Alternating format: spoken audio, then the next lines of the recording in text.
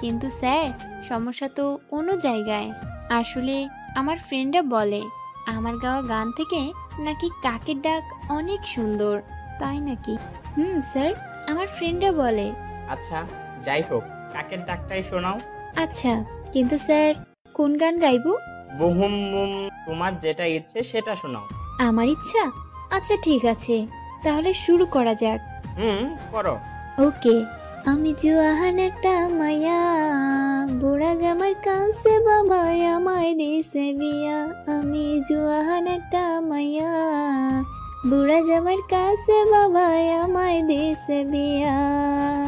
আমার মনের কথা কইব আমি কার কাছে গিয়া, আমার মনের কথা কইব আমি কার কাছে গিয়া। আমি জুয়াহান একটা মায়া, বুড়া জামার কাছে বাবা আমায় দিছে বিয়া। আমি জুয়াহান একটা মায়া, বুড়া জামার কাছে বাবা আমায় দিছে বিয়া। বুড়ার কাশিতে কাশিতে যায় লুঙ্গি খুলিয়া, হায়রে বুড়ার কাশিতে কাশিতে যায় লুঙ্গি খুলিয়া। আমি জুয়াহান একটা মায়া, বুড়া জামার কাছে বাবা আমায় দিছে বিয়া। আমি জুয়াহান একটা মায়া, বুড়া জামার কাছে বাবা আমায় দিছে বিয়া। স্টপ। কি হলো স্যার? এইটা আবার কি গান? আরে স্যার, আপনি এই গান আর শোনেন নাই? এখনকার জন্য এইটাই তো অনেক ফেমাস একটা গান। রাখো তোমার ফেমাস। তোমাকে এইসব ফালতু গান শুনতে কে বলে? আর এই ফালতু গান তুমি আমাকে শোনাচ্ছ? আমি তো আপনাকে জিজ্ঞেস করেছিলাম কোন গান গাইবো, কিন্তু আপনি তো বললেন আমার ইচ্ছা মতো গাইতে। এখন আমার দোষ হয়ে গেল? তোমার ইচ্ছা মতো গাইতে বলছি বলে এই গান শোনাবা? অন্য কোনো গান খুঁজে পাও নাই? আমার যেটা ইচ্ছা হয়েছে সেটাই গেয়েছি। মনে মনে গলায় হাত দিয়ে আমার গলায় এমন লাগতেছে কেন? কি ব্যাপার স্যার, চুপ হয়ে গেলেন কেন? আবার গলায়ও হাত দিয়ে রেখেছেন, তার মানে আমার ঔষধ কাজ দিয়েছে। আমার সাথে পাঙ্গা দিতে আসছো তাই না? এখন বুঝো মজা। খুশিটা একটু চাপা দিয়ে বললাম। স্যার কি হয়েছে? কিছু না, তুমি যাও, ক্লাস শুরু হয়ে যাবে এক্ষুনি। কথা বলতে অসহ্য লাগতেছে কেমন জানি, চুলকাচ্ছে গলাটা। আচ্ছা স্যার, আমার তো খুশিতে নাচতে ইচ্ছা করতেছে, তাও নিজেকে কন্ট্রোল করে ওইখান থেকে চলে আসলাম। হেসে হেসে ক্লাসে চলে আসলাম। কি রে, হাসতেছিস কেন? আমি ভাবছি তুই কান্না করতে করতে বের হবি, এখন দেখি হাসতেছিস। বইনে ভুলে যাসনে, আমি ফারহাকে কাঁদানো এত সহজ না। ফারহাকে যে কাঁদাতে আসবে সে উল্টো কাঁদবে। কি করছিলিস তুই? তোর কথা শুনে তো আমার ভয় করতেছে। আচ্ছা তাহলে শোন। তারপর জিহাকে সবটা খুলে বললাম। হায় আল্লাহ, এইটা তুই কি করলি? শেষ পর্যন্ত বেচারা স্যারটাকে তুই কচু পাতার রস খাইয়ে দিলি। ফারহার সাথে পাঙ্গা নিলে তো এমনি হবে। তাও এইটা কিন্তু তুই ঠিক করিস নাই। ঠিক করিস নাই? তোকে বলছি না ঠিক করি নাই। ওই বজ্জাত আমাকে দিয়ে কাজ করাবে আর আমি কিছু করব না, তা কি করে হয়? তাই বলে কচু পাতা? এই এই এই, স্যারের জন্য তোর এত জ্বলতেছে কেন? জ্বলবে না, স্যার বলে কথা। জ্বলে পুড়ে ছাই হয়ে যা। আচ্ছা যাই হোক, ক্লাস শুরু হয়ে যাবে এক্ষুনি, চুপচাপ বসে থাক। কিছুক্ষণ পর ক্লাস শুরু হয়ে গেল। প্রত্যেক ঘন্টা ঠিকমতো ক্লাস চললেও আইসিটি ক্লাসটা ঠিকমতো হলো না। স্যার নাকি হঠাৎ করে অসুস্থ হয়ে পড়েছেন, তাই ওনার পরিবর্তে অন্য স্যার এসেছেন ক্লাস করার জন্য। কথাটা শুনে কেমন জানি খারাপ লাগলো। আমি সত্যি একটু বেশি করে ফেলেছি। আমি যদি এই কাজটা না করতাম তাহলে এইরকম কিছুই হতো না। ধুর, আমি সব সময় একটু বেশি বেশি করে ফেলি। ঘন্টা চলতেছে তার গতিতে, আর আমি মরতেছি অনুতাপের আগুনে। পুরা ক্লাস শুধু স্যারের কথা ভেবেই মন খারাপ করে বসেছিলাম। কি রে, কি হয়েছে? মন খারাপ কেন? স্যারের সাথে এমন আমার উচিত হয় নাই, তাই না? এই জন্য মন খারাপ হয়েছে আমার বেবিটার? আরে বাবা, কিছু হবে না, কালকে ঠিক হয়ে যাবে দেখিস। সত্যি? হুঁরে বাবা। আচ্ছা, কালকে তো পহিলা ফাল্গুন, মেলায় ঘুরতে যাবি না? ওয়াও, মেলা? তাও কালকে? যাবি? যাব মানে আলবাত যাব। ওকে, তাহলে কালকে বিকেলে যাওয়া যাক। ওকে, অনেক মজা হবে। শোন, কালকে কিন্তু শাড়ি পরে আসবি, বুঝেছিস? শাড়ি? শাড়ি। আমি অন্য কোনো কথা শুনবো না। শাড়ি মানে পুরাই প্যারা। আচ্ছা ঠিক আছে, পরবো। এখন বাসায় যাওয়া যাক। তারপর দুইজনে যার যার বাসায় চলে আসলাম। শুয়ে শুয়ে পড়তেছি, কিন্তু কিছুই যেন ভালো লাগতেছে না। বারবার স্যারের কথা মনে পড়তেছে। এখন কেমন আছেন উনি? ঠিক হয়ে যাবেন তো? আচ্ছা, উনি এখন কি করতেছেন? ভাবতে ভাবতে কখন যে ঘুমিয়ে পড়লাম নিজেই জানি না। সকালে পাখির কিচিরমিচির ডাকে ঘুম ভাঙে। বেড থেকে উঠে বারান্দায় গিয়ে দাঁড়ালাম। আজ পহেলা ফাল্গুন। ফাল্গুন আসতেই যেন প্রকৃতি এক অন্য রূপে সেজেছে। ফাল্গুনের ছোঁয়ায় প্রকৃতি আরো মনোমুগ্ধকর হয়ে উঠেছে। চারপাশে পাখির কিচিমিচি শব্দ। ফাল্গুন আসায় পাখি যেন আনন্দের সীমা ছড়িয়ে। চারিদিকে ফুলের সমারোহ। ফাল্গুনের ছোঁয়ায় ফুলের রূপ যেন ঝলকে পড়ছে। নয়ন যে মুগ্ধ হয়ে তাকিয়ে আছে প্রকৃতির রূপে। ফাল্গুনের এই বৈচিত্র্য প্রকৃতিতে যে কেউ প্রেমে পড়ে যাবে। সকালটা যে এত সুন্দর হয় সেটা আমার জানা ছিল না। তাও আবার ফাল্গুনের ছোঁয়ায় রাঙানো সকাল। রুমে গিয়ে ফ্রেশ হয়ে হালকা নাস্তা করে নিলাম। বিকালে বের হওয়ার কথা আম্মিকে বললে আমি প্রথমে নিষেধ করলে পরে আর বারণ করে নাই। তানহাটাও যাওয়ার জন্য বায়না করতেছে। আমি বলেছে যাওয়ার হলে তানহাকেও নিয়ে যেতে হবে, তা না হলে যেতে দিবে না। তাই বাধ্য হয়ে ওকে নিয়ে যেতে হবে। বিকাল 4টার দিকে রেডি হয়ে নিলাম। আমি একটা বাসন্তী রঙের শাড়ি পরলাম, হাতে লাল চুড়ি, কপালে লাল টিপ, ঠোঁটে লাল লিপস্টিক, চোখে গাঢ় কাজল দিলাম। আয়নায় নিজেই নিজেকে দেখে মুগ্ধ হলাম। মনে হচ্ছে যেন বসন্ত তার রঙে আমায় রাঙিয়ে দিয়েছে। ফুল ও পাখির মতো আমাকে বসন্ত তার বাসন্তী আবহাওয়ায় ছুঁয়ে গেছে। তানহার ডাকে ভাবনায় ছেদ পড়ে। তানহার দিকে তাকিয়ে দেখি বাসন্তী কালারের গাউন, লাল লিপস্টিক, লাল টিপ, হালকা কাজল দিয়েছে চোখে। সবকিছু মিলে ওকেও অসম্ভব সুন্দর লাগতেছে। হালকা করে ওর গালটা একটু টেনে দিয়ে। আর আমার ছোট্ট বোনটা কি কম সুন্দর নাকি? তাকে তো একদম ছোট্ট পরীর মতো লাগতেছে। আমি যদি ছেলে হতাম না, আজকে তোর নির্ঘাত প্রেমে পড়তাম। খোঁজ আর পাম মারতে হবে না। আমি দুজন মিলে ঝগড়া করছিলাম। তখনই এমনিতেই আমার দুই মেয়ে মাশাল্লাহ অনেক সুন্দর, আর আজকে তো আমার দুই মেয়েকেই অসম্ভব সুন্দর লাগতেছে। কথা বলতে বলতে আমি আমাদের দিকে এগিয়ে আসে। তারপর চোখ থেকে কাজল নিয়ে আমাদের দুজনের কানের নিচে লাগিয়ে দেয়। কারণ নজর যেন না লাগে আমার মেয়েদের উপর। কিছুটা লজ্জা পেয়ে মাথা নিচু করে রাখলাম, কিন্তু বেশি কতক্ষণ লজ্জা পাইলে তো হবে না, তাহলে আমাদের মেলায় যেতে দেরি হয়ে যাবে। তার থেকে ভালো লজ্জা ত্যাগ করি। অবশেষে লজ্জা ত্যাগ করে বললাম, আচ্ছা আম্মি, আমাদের দেরি হয়ে যাচ্ছে, আমরা তাহলে এখন যাই। আচ্ছা যাও, তাড়াতাড়ি বাসায় চলে আসবে কিন্তু। কেমন? আচ্ছা আম্মি, বাই। বাই। জিহাকে ওদের বাড়ির সামনে থেকে নিয়ে আমরা তিনজনে মেলায় চলে আসলাম। জিহা আর আমি একই রকম সাজে সেজেছি। জিহাকেও খুব সুন্দর লাগতেছে। মেলার মধ্যে অনেকেই প্রায় আমাদের দিকে ড্যাব ড্যাব করে তাকিয়েছিল। মেলায় আমরা অনেকক্ষণ ঘুরলাম। তানহা তো খুশিতে আত্মহারা। আমরা অনেক অনেক জিনিস কিনলাম, ফুচকা খেলাম। মেলায় এসে ফুচকা না খাওয়া মানেই মেলায় আসা বৃথা। আমার বেশ কিছুক্ষণ ধরে মনে হচ্ছিল কেউ আমাদের অনুসরণ করতেছে। প্রথমে মনের ভুল ভেবে বাদ দিলেও এখন মনে হচ্ছে সত্যি কেউ আমাদের অনুসরণ করতেছে। এই জিহা, জিহা, কি হয়েছে? শোন না, আমার মনে হচ্ছে কেউ আমাদের ফলো করতেছে।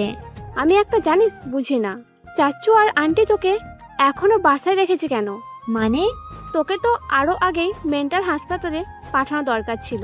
তানহা, বাসায় যাই, তারপর তোকে বুঝাবো কে যাবে আর কে থাকবে। আমি আর 1 মিনিটও এখানে থাকবো না। চল বাসায় চল। আপনি আর একটু থাক, প্রমিস তোকে আর কিচ্ছু বলবো না। বললাম না আর 1 মিনিটও থাকবো না।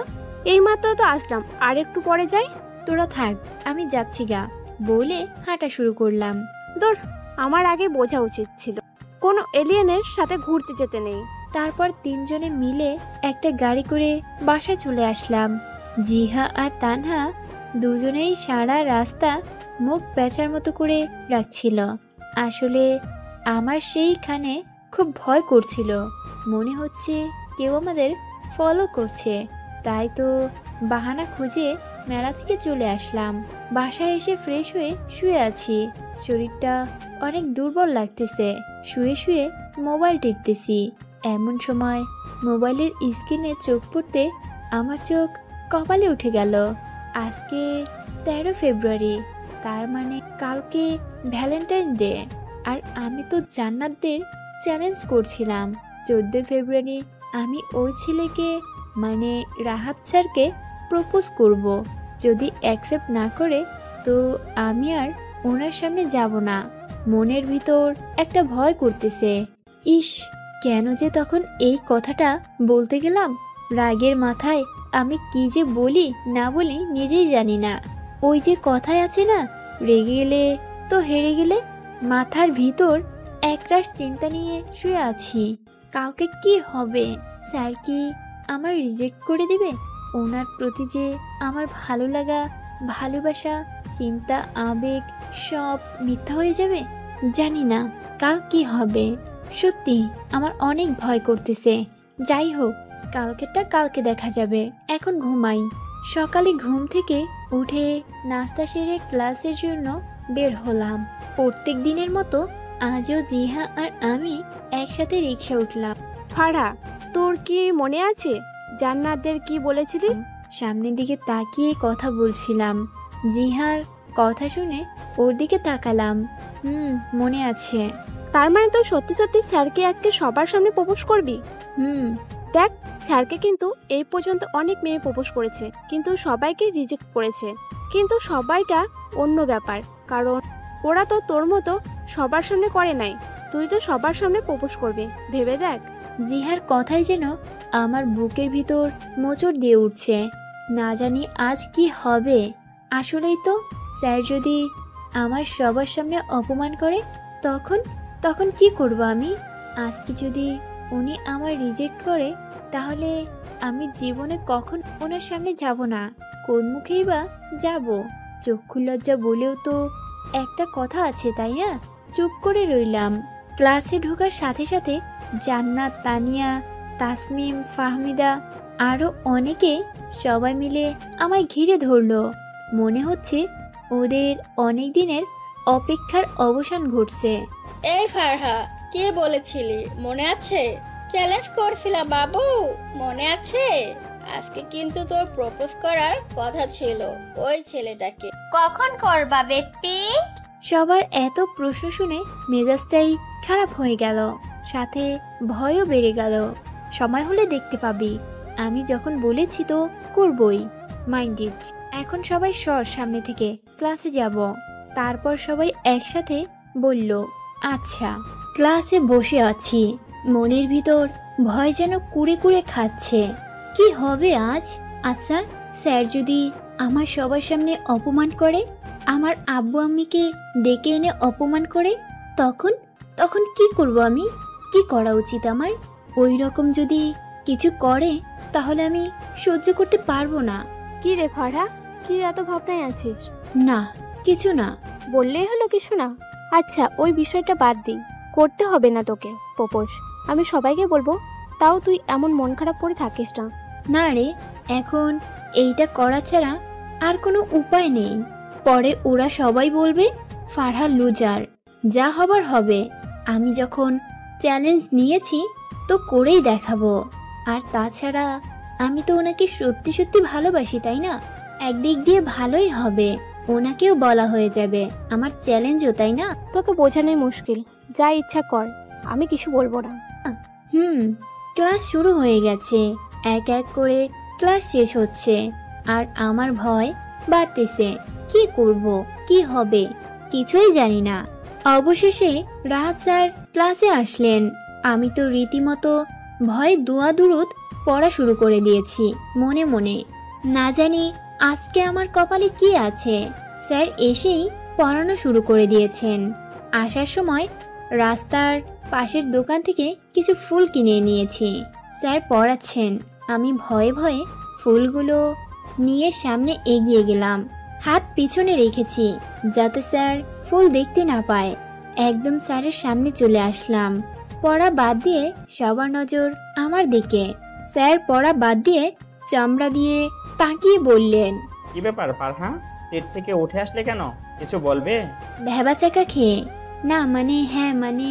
কি হ্যাঁ না না করতেছো? ঠিক করে বলো, হ্যাঁ নাকি না? স্যারের ধমক শুনে আমার ভয়ের মাত্রা আরো বেড়ে গেল। নিজেকে কন্ট্রোল করে জোরে একদম দম নিলাম। চোখ বন্ধ করে পেছন থেকে হাতটা সামনে বাড়িয়ে দিলাম। আপনি কি আমার স্বপ্নের সেই রাজকুমার হবেন, যাকে নিয়ে আমি আমার স্বপ্নের রাজ্যে রাজত্ব করব? আপনি কি আমার সেই প্রিয়জন হবেন, যে আমার রাগ, অভিমান, ভালোবাসা, ঝগড়া সব কিছুর সঙ্গী? আপনি কি আমার সেই স্বপ্ন হবেন, যা দেখে আমি সারা জীবন কাটাবো? আপনি কি আমার বাবুর আব্বু হবেন? আপনি কি আমার নাতি নাতনির দাদাই নানাই হবেন? আপনি কি আর বলতে পারলাম না। মনে হয় আমার মুখের উপর কেউ উত্তম মাধ্যম চালাচ্ছে। আমি কিছুই বুঝতেছি না, শুধু আওয়াজটা শুনেছি ঠাস ঠাস। আপনা আপনি আমার হাতটা মুখে চলে যায়। সবাই অবাক হয়ে আমার দিকে তাকিয়ে আছে। কি হচ্ছে, কেন হচ্ছে, সব ওদের মাথার উপর দিয়ে যাচ্ছে। সবাই করে তাকিয়ে আছে। এইটুকুনি একটা মেয়ে, সে আমায় এসেছে প্রপোজ করতে। আমি তোমার স্যার হই স্যার, আর তুমি এটা জানো না?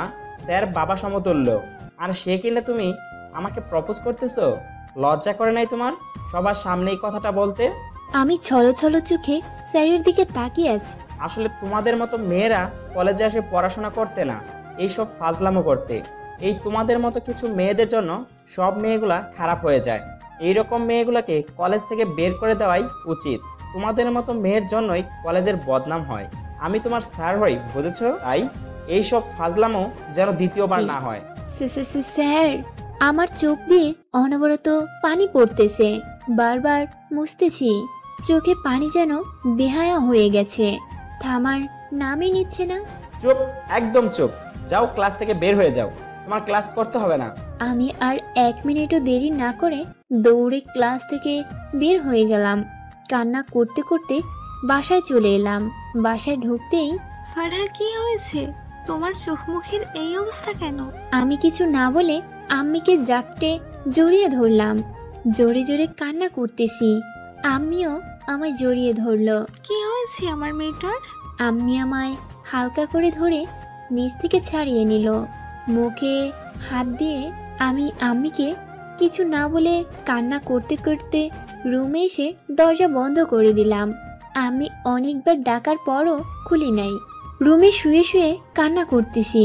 স্যারের বলা প্রত্যেকটা কথা ভাবতেই আমার বুকে ছুরির ন্যায় আঘাত করছে।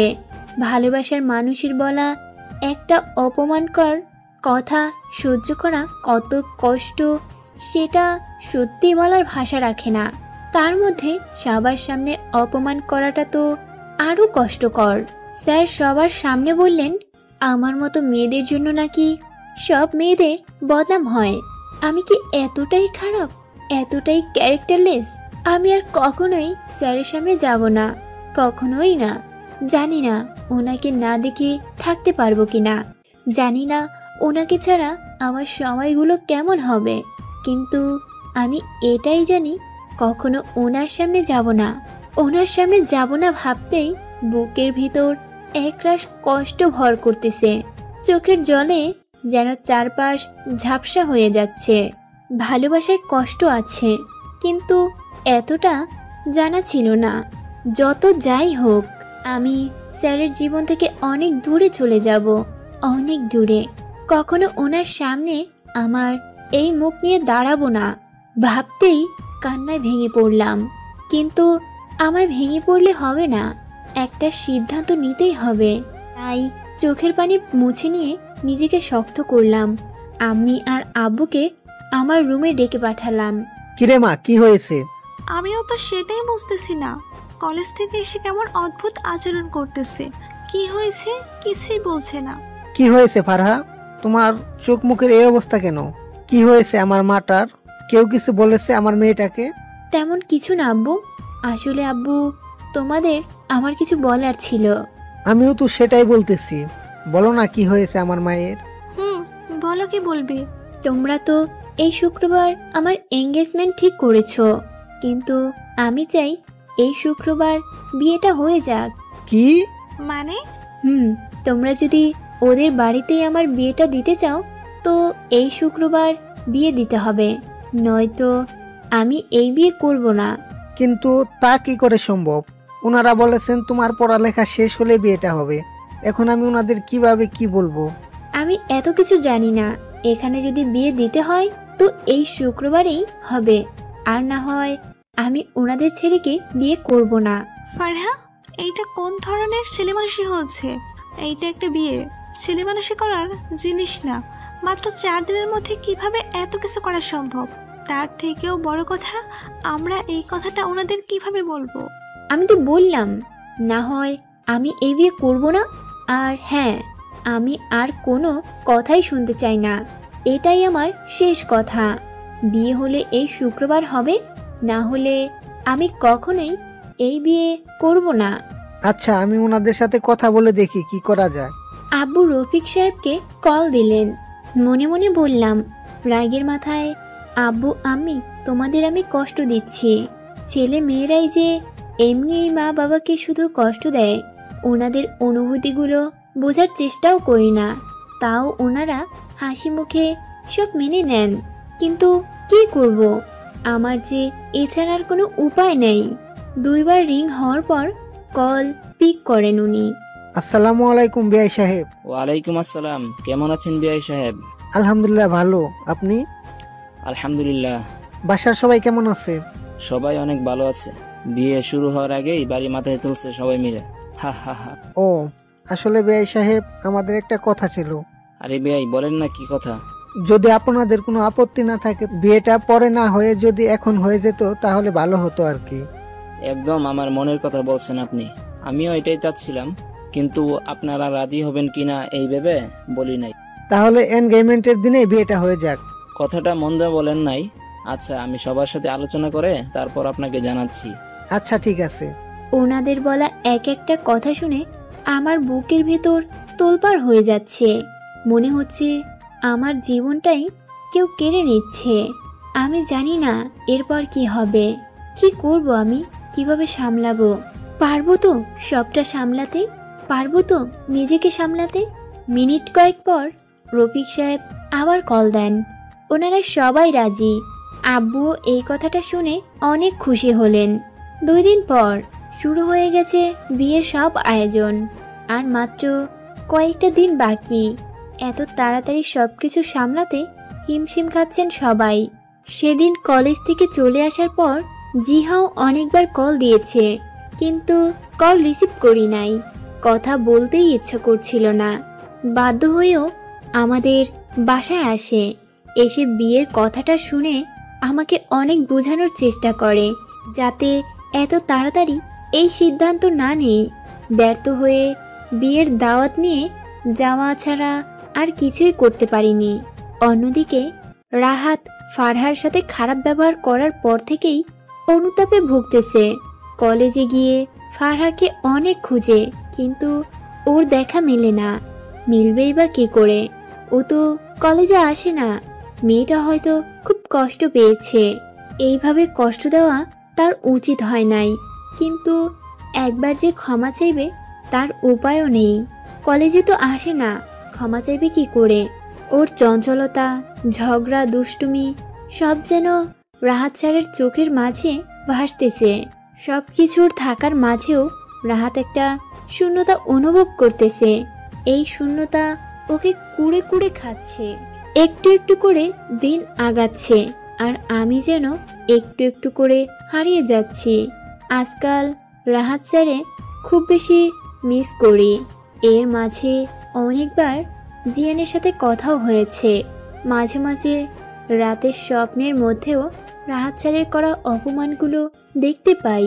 তখন নিজেকে খুব ছোট মনে হয়, ইচ্ছে করে মরে যাই, কিন্তু সেটা করতে পারছি না। কারণ আমি দুনিয়ার সাথে সাথে আখিরাতও হারাতে চাই না।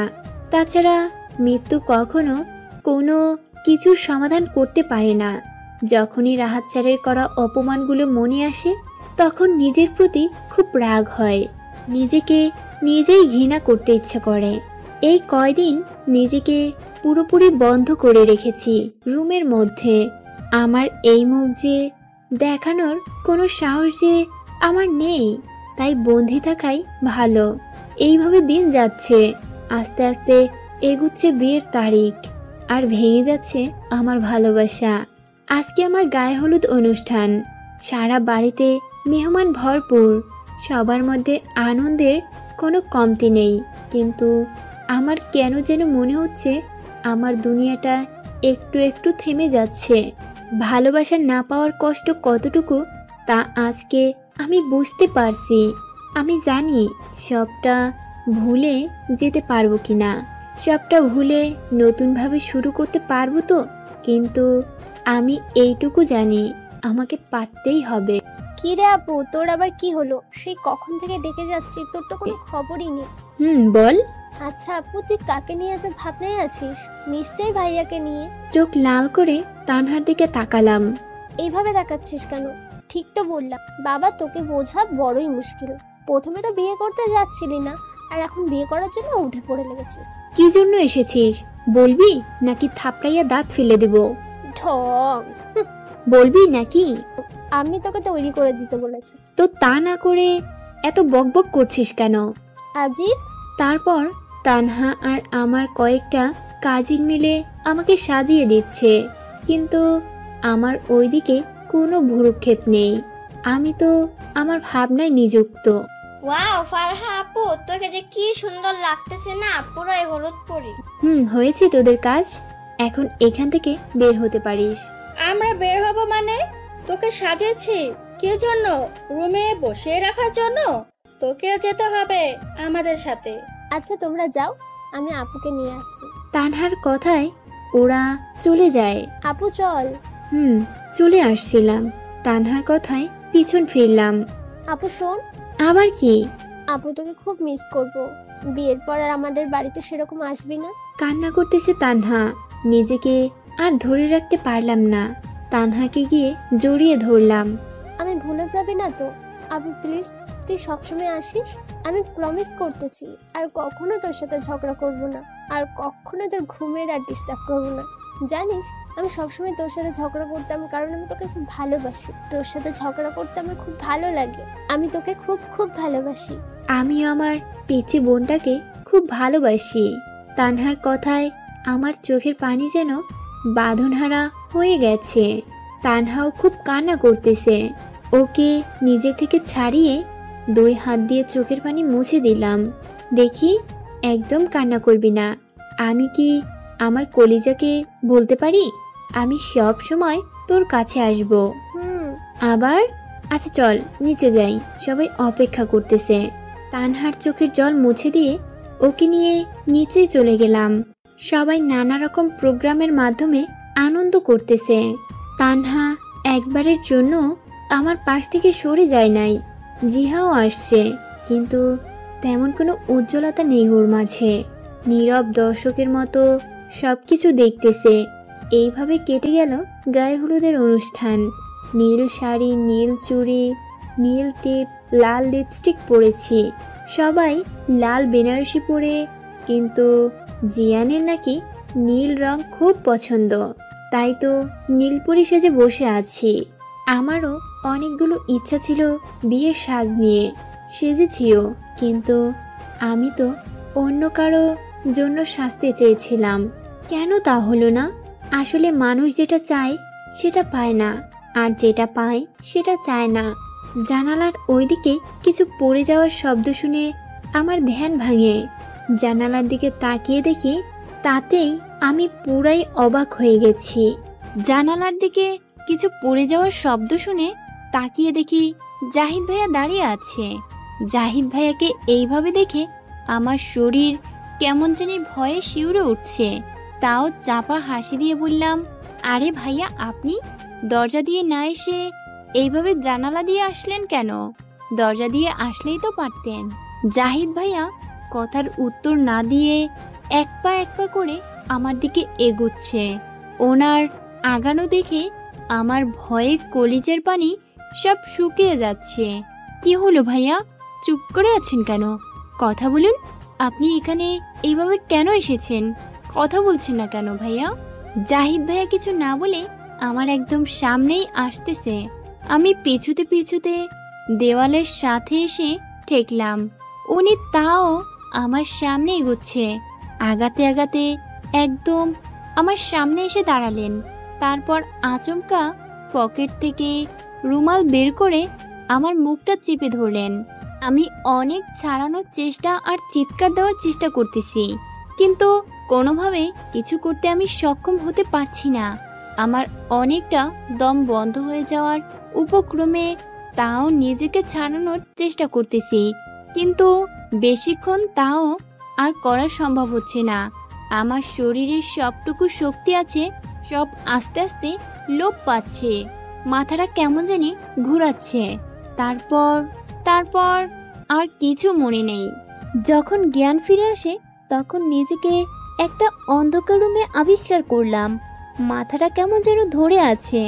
মাথায় হাত দেওয়ার জন্য হাত উঁচু করতেই চোখে পড়লো আমার হাতটা বাঁধা একটা চেয়ারের সাথে বেঁধে রেখেছে। কিন্তু জাহিদ ভাইয়া এসব কেন করছেন? ওনার সাথে তো আমার সব কিছু ঠিকঠাক হয়ে গেছে। তাহলে এইসব ভাবছিলাম, হঠাৎ মনে হলো দরজার দিক দিয়ে আলো প্রবেশ করতেছে। মুখটা স্পষ্ট না হলেও আমি বেশ বুঝতে পারছি এইটা জাহিদ ভাইয়া। ওনাকে দেখে আমার রাগের মাত্রা বেড়ে গেল। এসবের মানে কি? আপনি আমাকে এইভাবে তুলে এনেছেন কেন? আমার কথা শুনে উনি বিকট একটা হাসি দিলেন। মনে হচ্ছে যেন আমি ওনাকে মস্ত বড় একটা জোকস বলেছি।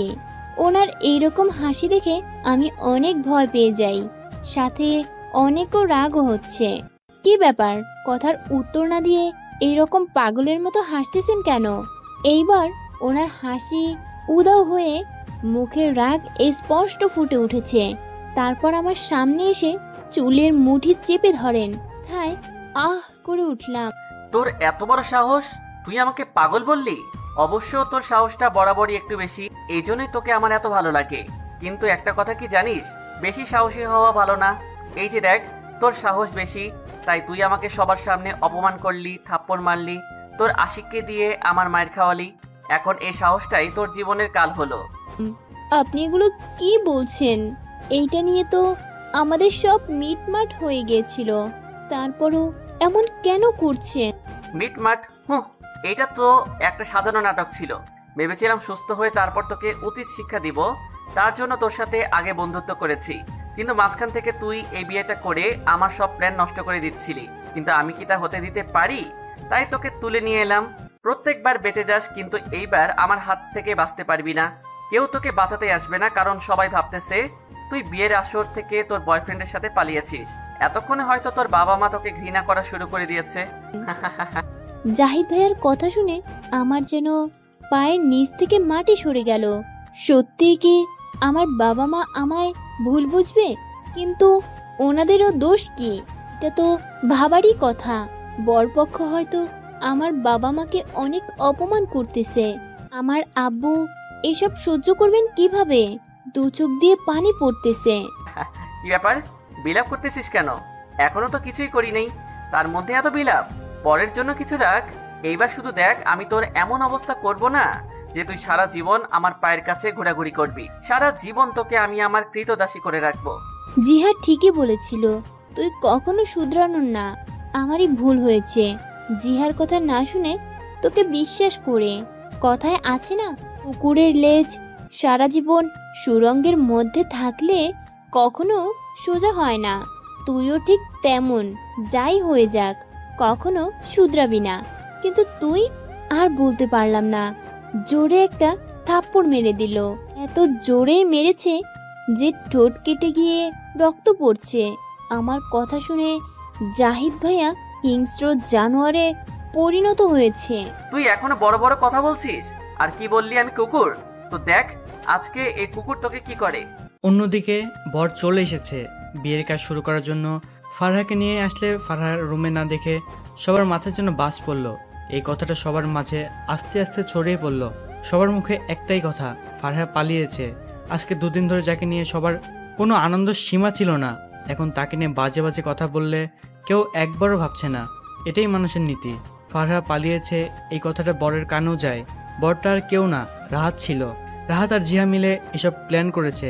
রাহাত আর জিয়া হচ্ছে একে অপরের কাজিন।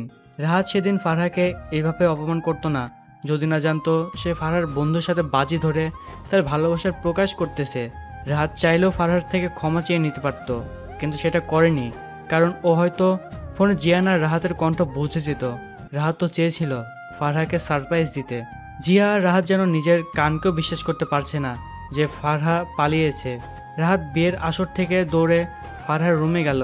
জিয়া ফারহার মা বাবাকে সামলাচ্ছে। সবার মুখে এত এত বাজে কথা শুনে উনিরা অনেকটা ভেঙে গেছে। ফারহার আম্মি আর তানহার কান্না করছে। ফারহার আব্বু একদম নিস্তব্ধ হয়ে আছে। রুমে এসেই দেখি ফারহা নেই। বুকটা কেমন জানি একটা শূন্য মনে হচ্ছে। কিন্তু ফারহা পালাবে কেন? ও তো আমাকে ভালোবাসতো, আর আমি ওকে ইগনোর করাই তো এই বিয়েটা করতেছে। তাহলে পালাবে কেন? মাথায় নানা রকম প্রশ্ন ঘুরপাক খাচ্ছে। হঠাৎ একটা ঘড়ি চোখে পড়লো, নিচে পড়ে আছে। হাতে তুলে নিলাম, দেখি ঘড়িটার বেল ছিঁড়ে গেছে। হাতে নিয়ে দেখছিলাম। আন্টি আর চাচুকে সামলাচ্ছিলাম, তখন দেখি রাহাত ভাইয়া একটা ঘড়ি হাতে নিয়ে দেখতেছে। এরকম একটা ঘড়ি তো জাহিদ ভাইয়ার হাতে দেখেছিলাম আমি। তার মানে এই জাহিদটা কিছু করে নাই তো? ভাইয়া দেখি এই ঘড়িটা আপনি কোথায় পেলেন? কি হলো জিহা, এটা কার? ভাইয়া এরকম একটা ঘড়ি আমি জাহিদ ভাইয়ের হাতে দেখতেছি। কি? তার মানে জাহিদ? রাহাত আর 1 মিনিটও দেরি না করে সেখান থেকে চলে আসে। ওইখান থেকে চলে আসার সময়, বাবা মা তোমরা এখানেই থাকো, এদিকটা একটু সামলাও, আমি ফারহাকে নিয়ে তারপর আসব। কিন্তু হয়েছে নাকি? মা এখন এত বলার সময় নাই, এসে তারপর সব বলবো। রাহাত আর 1 মিনিটও দেরি না করে সেখান থেকে বেরিয়ে পড়ে। ফারহা জানেমান, তোমায় আজকে এখানে কেন তুলে নিয়ে এসেছি জানো? আচ্ছা তুমি বলো তো দেখি কেন নিয়ে এসেছি। যাই করতে নিয়ে আসিস না কেন, তুই কখনো সফল হবি না। পারবা না? রাগ করতেছো কেন? পারবা না এটা বললেই তো হয়। আচ্ছা শোনো, তাহলে আমি বলি, তোমার তো বিয়ে করার অনেক ইচ্ছা তাই না? তুমি আমার 10টা না 5টা না একটা মাত্র ঘৃণাযুক্ত ভালোবাসার মানুষ। আমি কি তোমার ইচ্ছাকে মূল্য না দিয়ে তা পারি? তাই আজকে আমি তোমার ইচ্ছার মূল্য দেওয়ার জন্য তোমায় বিয়ে করব। দেখো আমি তোমায় কত ভালোবাসি, কিন্তু তুমি কেন আমায় বোঝো না? লুচু জাহিদের ন্যাকা কথাগুলো শুনে ইচ্ছে করতেছে 2টা থাপ্পড় দেই। রাগে আমার মাথা ফেটে যাচ্ছে। তুই এর আগেও আমার ক্ষতি করার অনেক চেষ্টা করেছিস, কিন্তু পারিস নাই। আল্লাহ যদি সহায় হয় তো এইবারও তুই আমার কিছু করতে পারবি না। আমি বুঝি না এখনো তোর মুখে কথা বের হয় কেমনে, তাও আবার এত বড় বড় কথা বলতেছিস। আচ্ছা তুই থাক, আমি তোর মুখ বন্ধ করার ব্যবস্থা করে আসি, তারপর দেখবো তোর মুখ দিয়ে এত কথা বের হয় কেমনে। এই বলে জাহিদ ভাইয়া সেখান থেকে চলে গেলেন। জানি না এই হিংস্র মানুষটা আমার কি করবেন। কেউ কি আমায় বাঁচাতে আসবে? কিন্তু কে আসবে? বাবা মা হয়তো ভাবছে আমি কারোর সাথে পালিয়ে গিয়েছি। বরপক্ষ হয়তো এতক্ষণে বাবা মাকে অপমান করে চলে গেছেন। আচ্ছা আমার আম্মি কি খুব কান্না করতেছে? আব্বু তুমি কি আর অপমান সহ্য করতে পারতেছো না? আচ্ছা জিয়া কি আমাকে আগের মতো ভালোবাসবে? এখান থেকে যদি কখনো মুক্ত হতে পারিও, আমি কি আব্বু আম্মিকে মুখ দেখাতে পারবো? পারবো না, কখনোই পারবো না। এতক্ষণ নিজেকে নিয়ে চিন্তা হচ্ছিল, কিন্তু এখন নিজের থেকে আব্বু আম্মির জন্য বেশি কষ্ট হচ্ছে। আজ আমার রাগের জন্য আব্বু আম্মিকে এতটা কষ্ট পেতে হচ্ছে। আমি যদি জেদ করে এই বিয়ের সিদ্ধান্ত না নিতাম তাহলে আজ এরকম কিছু হতো না। মানুষ ঠিকই বলে, রেগে গেলে তো হেরে গেলে। আজ আমার ভুলের জন্য আমার আব্বু আম্মি বোন সবার কাছে অপমানিত হয়েছে। আমি খুব খারাপ, এই জন্য আমার শাস্তি স্বরূপ জাহিদ আমায় তুলে নিয়ে এসেছে। জাহিদ যা করার করুক, আমি আর কিছুই বলবো না, এটাই আমার শাস্তি। অন্যদিকে জিহাদ আর রাহাতের বাবা মা বাসার সবাইকে সামলাচ্ছে। বাসার সকল মেহমান নানাভাবে ফারহার বাবা মাকে অপমান করতেছে। ওনারা আর সহ্য করতে পারতেছে না। জিয়া রাহাতের বাবা মা ওনাদের কোনোভাবে শান্ত করতে পারতেছে না। এক পর্যায়ে সহ্য করতে না পেরে চিল্লিয়ে ওঠে জিহা। চুপ করুন সবাই, প্লিজ চুপ করুন, আর একটাও ফালতু কথা বলবেন না। কি শুরু করে দিয়েছেন আপনারা? একটু সুযোগ পেয়েছেন তো অমনি বাজে কথা বলা শুরু করে দিয়েছেন। আপনাদের ঘরেও তো মেয়ে আছে, তাদের সাথে যে এমন হবে না তার কি নিশ্চয়তা আছে আপনাদের কাছে? অন্যর বিপদে সাহায্য করতে না পারেন, অন্তত আরও বিপদে ফেলবেন না। আপনাদের মতো চিপ মাইন্ডের লোকেদের তো এইটাই কাজ, কোথায় কাকে কিভাবে অপমান করবেন এই চিন্তা ঘুরে সবসময় মাথায়। জিহার চিৎকার শুনে সবাই চুপ হয়ে গেল। আর হ্যাঁ শুনুন ফারহা, কারোর সাথে পালায়নি, কিডন্যাপ হয়েছে, বুঝেছেন? কিডন্যাপ হয়েছে। কি বলছো কি? জি চাচু। তুমি এই কথা এখন বলতেছো? কার এত বড় সাহস যে আমার মেয়েকে কিডন্যাপ করেছে? জিহা কলেজে ঘটে যাওয়া সব ওনাদের খুলে বললেন। উপস্থিত সবাই জিহার কথা শুনে অবাক হয়ে আছে। আন্টি আর নিজেকে কন্ট্রোল করতে পারলেন না, অজ্ঞান হয়ে পড়ে তানহা ধরে ফেলেছে। তারপর সবাই মিলে ওনাকে বিছানায় শুয়ে দিয়ে ডক্টরের কাছে ফোন করলেন। এই ভয়টাই পাচ্ছিলাম, যার কারণ আমি এতক্ষণ কাউকে কিছু বলি নাই। এবার হয়েছে আপনাদের শান্তি। সবাই মাথা উঁচু করে দাঁড়িয়ে আছে। তোমরা ওর খেয়াল রেখো, আমি আমার মেয়েকে খুঁজে তারপর বাসায় ফিরবো। চাচু আপনাদের কোথাও যাওয়া লাগবে না, রাহাত ভাইয়া গিয়েছে ফারহাকে উদ্ধার করতে। আর রাহাত ভাইয়া নিজের জীবন দিয়ে হলেও ফারহাকে নিয়ে আসবে, এই বিশ্বাস রাখতে পারেন।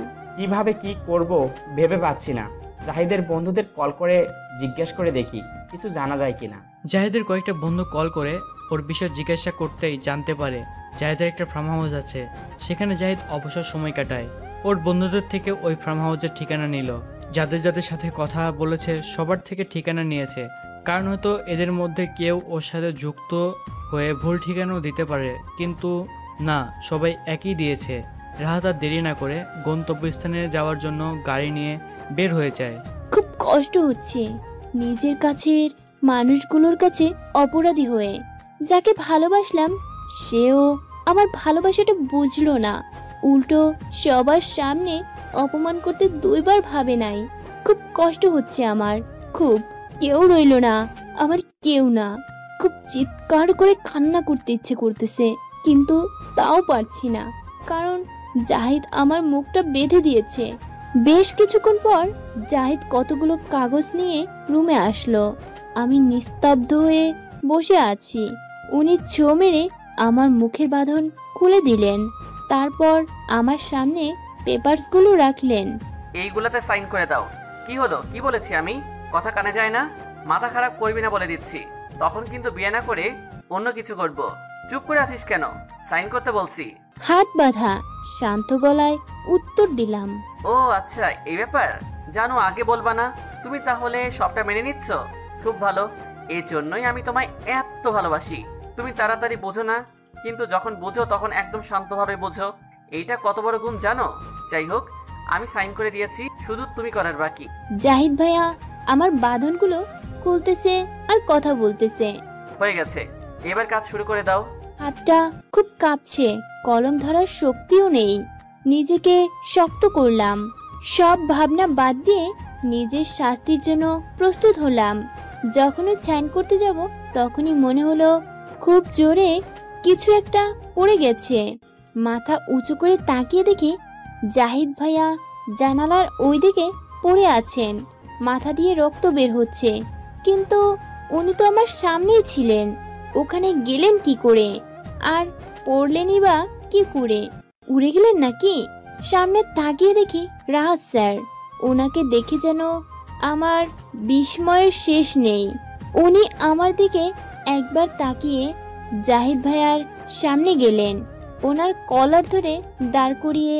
তোর সাহস কি করে হলো ওর গায়ে হাত তোলার, ওকে কিডন্যাপ করার? এখন আবার বিয়ে করতে যাচ্ছিলি? তোকে আজকে আমি এমন বিয়ে করাবো না যে বিয়ে করা তো দূরের কথা, বিয়ে বলে যে কোনো শব্দ আছে ওটাই ভুলে যাবি। এই বলে উনি জাহিদ ভাইয়াকে এলোপাথারি মারা শুরু করে দিলেন। মারতে মারতে এক পর্যায়ে মরে যাওয়ার অবস্থা করে ফেলেছেন। তারপর পুলিশকে ফোন করে পুলিশের হাতে তুলে দেন। তারপর কিছু না বলে আমাকে অবাক করে দিয়ে হাত ধরে টেনে গাড়ির সামনে নিয়ে আসেন। নিজের হাতটা ছাড়ানোর অনেক চেষ্টা করলাম, কিন্তু কিছুতেই পারলাম না। ছাড়ুন আমার হাত, লাগবে না আপনার দয়া। কি হলো, কি বললাম শুনতে পান নাই?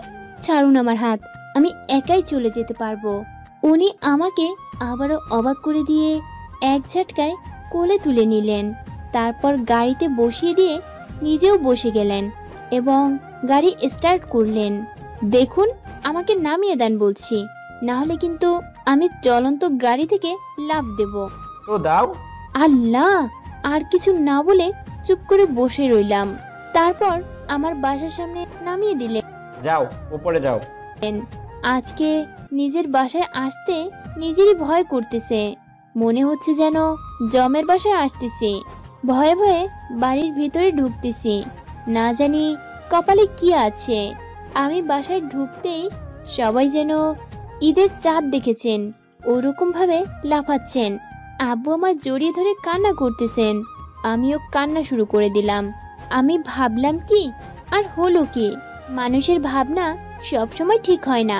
সবকিছু নিজ চক্ষু পর্যবেক্ষণ করে তারপর সিদ্ধান্ত নেওয়া উচিত।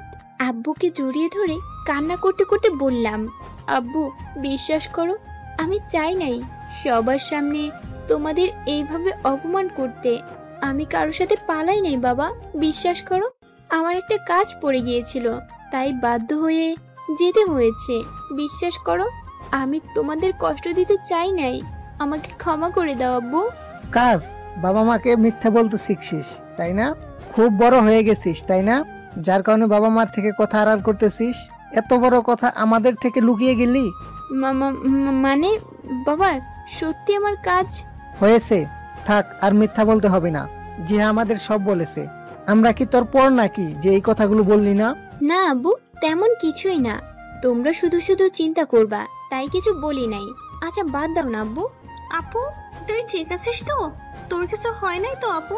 এই যে আমি তোমাদের সামনে দাঁড়িয়ে আছি, যেখানে তোর মতো বোনের ভালোবাসা, আব্বু আর আম্মির দোয়া সব সময় আমার সাথে আছে, সেখানে কোনো শয়তান আমার কিছু করতে পারবেই না। না রে মা, আমরা কিছুই না, পুরোটাই আল্লাহর রহমত আর জিয়ানের ভালোবাসা। জিয়ান না থাকলে আজ কি যে হতো। আজ আমি একটা কারণে নিশ্চিত হলাম, আমার মেয়েটাকে একজন ঠিক মানুষের হাতে তুলে দিতে পারবো, যে আমার মেয়েকে সবকিছুর বিনিময়ে ভালো রাখবে। বাবার কথাগুলো যেন আমার চুলের উপর দিয়ে যাচ্ছে। বাবা, তোমার হয়তো বুঝতে ভুল হয়েছে। তোমরা তো জানোই না, জিয়ান না, রাহাত স্যার আমাকে বাঁচিয়েছেন। এই কথাটা না হয় তোমাদের না জানাই থাক। আমি আর তোর মা খুব নিশ্চিত থাকবো ওর হাতে তোকে তুলে দিয়ে। আম্মির কথা বলতেই মনে আসলো, এখানে আসার পর থেকে আম্মিকে একবারও দেখি নাই। হ্যালো বন্ধুগণ, আজকের ভিডিওটি প্রেজেন্ট করেছেন আমাদের এক ভাঙাগোড়া শিল্পী সাইম খান, যেখানে তার নিজের কণ্ঠে গাওয়া গানগুলো তার সাইম খান নামক ইউটিউব চ্যানেলটিতে নিয়মিত আপলোড করে থাকে। আশা করি গানগুলো আপনাদের অনেক ভালো লাগবে। আর হ্যাঁ, ভালো লাগলে অবশ্যই চ্যানেলটি সাবস্ক্রাইব করে সাথেই থাকবেন।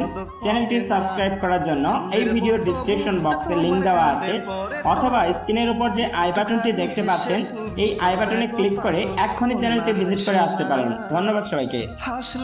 আমি আব্বু, আমি কোথায়?